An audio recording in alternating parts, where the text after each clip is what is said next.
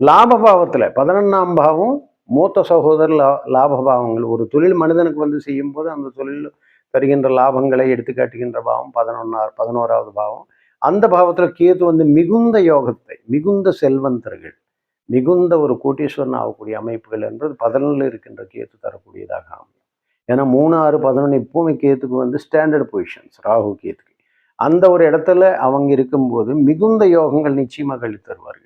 சுப பார்வைகள் பெற்றிருந்தால் பாவக்கிரகங்களோட கூட்டுலந்து இல்லாமல், பாபகர்த்தர் யோகங்களுடைய பாதிப்பு இல்லாமல், குரோர கிரகங்களுடைய நட்பு இல்லாமல், அதாவது கன்ஜங்ஷன் இல்லாமல் இருந்தால் மிகப்பெரிய யோகத்தை 11 இருக்கின்ற கேது செய்கின்றான்.